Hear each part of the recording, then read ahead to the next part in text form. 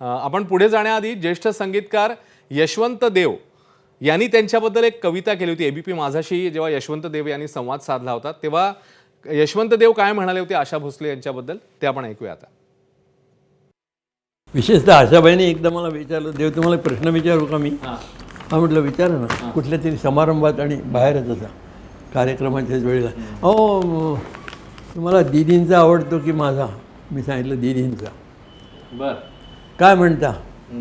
त्यांना ते माहीत नव्हतं. असं कसं म्हटलं, ते घरी गेल्यावर सांगेन ना मी तुम्हाला, इथे नको आता. पुष्कळ बोलावं लागेल मला. त्यांचा आवाज आवडतो तो का आणि तुमचा आवाजही मला आवडतो ते का, हे दोन्ही काकाची उत्तरं मी देईन तुम्हाला.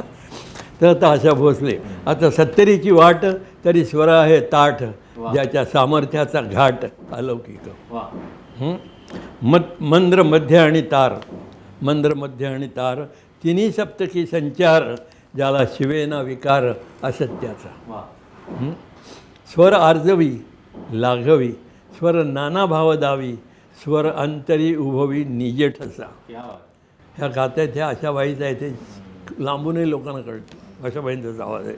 स्वर भावुक कामुक नाना रंगांचे नाटक, देई सर्वत्र स्फोटक अनुभव.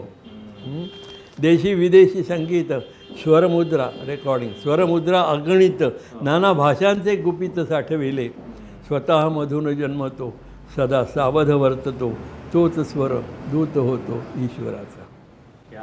आशा भोसले हे नाव जणू आनंदाचे गाव, मर्मबंधातली ठेव रसिकांची. होती मंगेशकरांची आशा, झाली भोसलेंची आशा, आता विश्व रसिकांची आशा एक.